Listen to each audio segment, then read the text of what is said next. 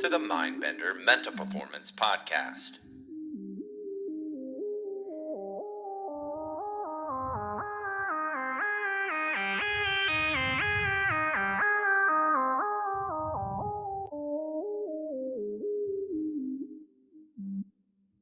Welcome back to the Mindbender Mental Performance Podcast, the only podcast that former Licey baseball great turned pickle prince Enrique Byroneses makes players fuerte en la cabeza. El lugar es aquí, el momento es ahora.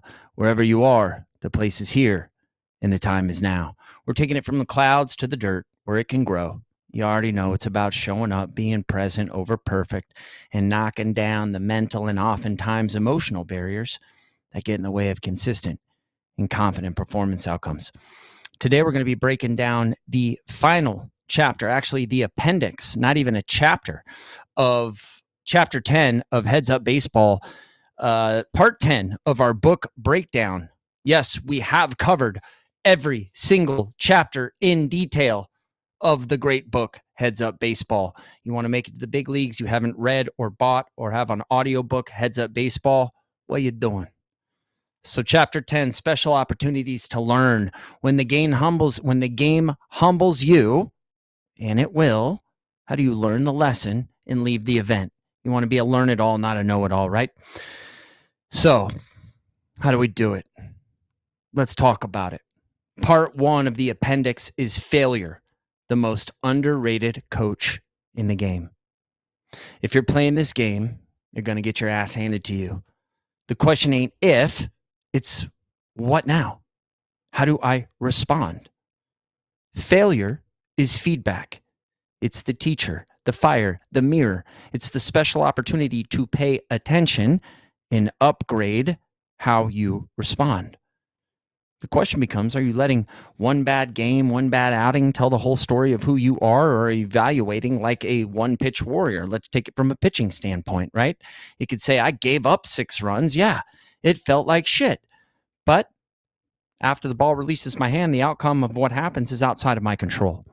That game, that outing doesn't define me. It refines me, right? So an example is like I stayed in my pre-pitch breath routine. I followed my 5-day process leading up to my start if you're a starting pitcher. I own my bullpen work. I hit my pre-inning routine, my pre-batter routine. I went to my pre-pitch routine and locked in when I hit yellow or red lights on my release routine. After the game, I didn't sulk. I separated who I am from what I do. Then I pulled out my pitch execution chart and went pitch by pitch. Did I execute the pitch where I wanted to or not?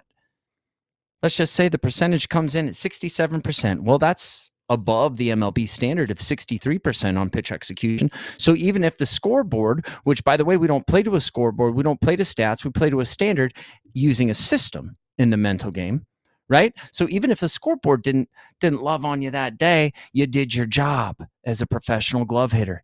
What's your job? Keep my team in the game, put up a 0. No, your job is to hit the mitt, right?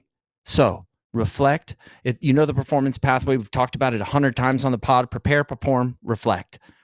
So here, reflect, reframe, release, get curious about it, get fascinated about it. Don't get frustrated, get fascinated, and don't get bitter, get better. Let's talk about part 2 of the appendix, role players, right?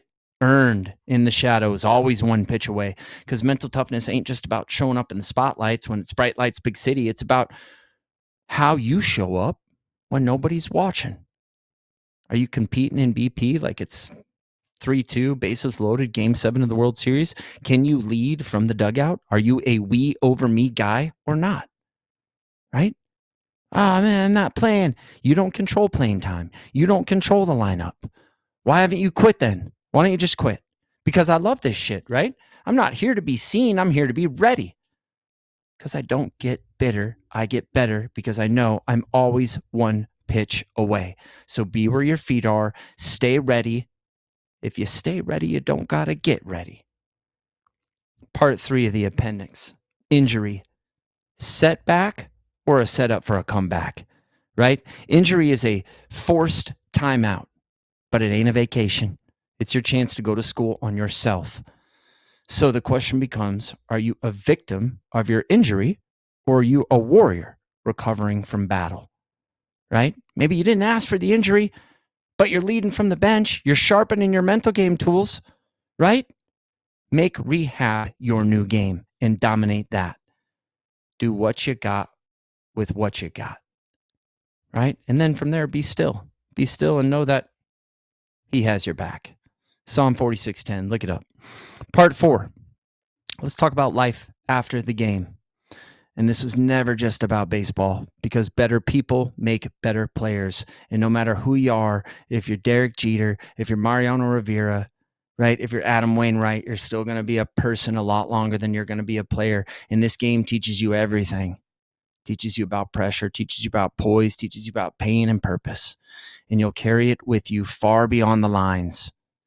So how are you coaching yourself off the field, right? How about I take a breath before I speak? I compete in my personal, my school, my training schedule. I lead with presence. I do what needs to be done, regardless of how I feel or circumstances. Write out your life mission.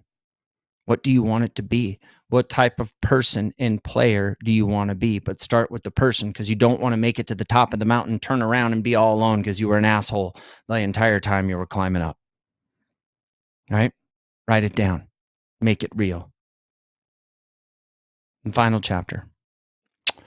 The final chapter in Heads Up Baseball, the fundamentals of the game. Let's bring it full circle, because chapter 10, or the appendix here, reminds us there's a deeper game being played, one that requires character, one that requires consistency, and one that requires a fuckload of humility. Because if you want to be the master, you must be willing to look the fool. So let's bring it full circle. And when you do get Heads Up Baseball, you will see before chapter 1, they have the mental game foundations, and it always comes back to this. I'd probably put faith, love, fun, and joy above this, but they start with breath, right? Are you breathing, man? Breath. Number 2, take responsibility for your thoughts and actions. Number 3, commit to a mission. We just talked about this. Know why you play, what characteristic traits you want to possess, and what you want to accomplish in the game. And make your daily actions consistent with your mission. Takes the guesswork out.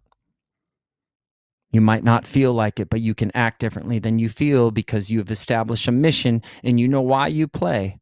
And you know that the characteristic traits of the person that has said, this is our mission, they act differently than they feel. I don't feel like it. We got to stand guard at the door of our mind when that pops up, right? So focus on the process of playing the game rather than the outcomes of your performance, which you do not control. You don't control winning. You don't control the outcome. You don't control playing time. You don't control the lineup.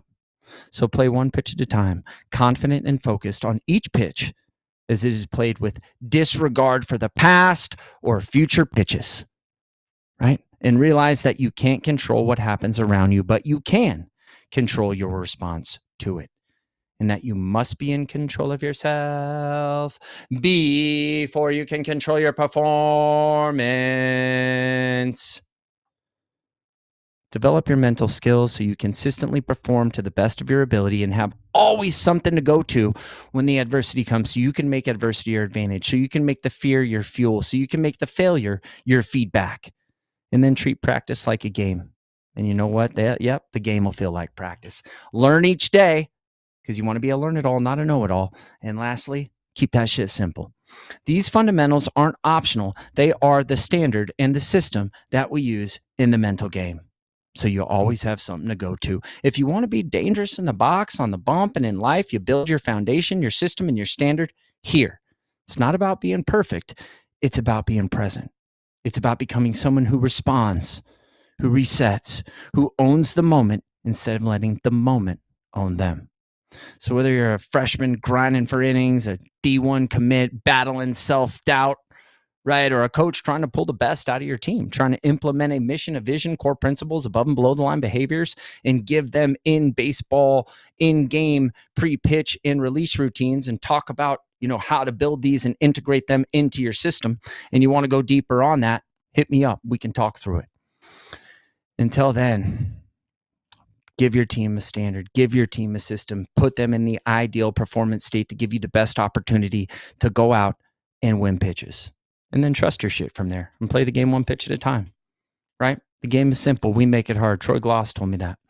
Para mis jugadores latinos, más línea, más vida. Hasta la próxima. Recuerda, si quieres ser una jugadora disciplinada, comprometido y preparada en el futuro, empiezas esa mierda hoy. Se necesita lo que se necesita y lo mejor está por venir. Until next time, remember, if you want to be a disciplined, committed, confident, and prepared ball player in the future, you start choosing that shit today because it takes what it fucking takes. And if you choose, the best is yet to come. That's one small step for man, one giant leap for mankind.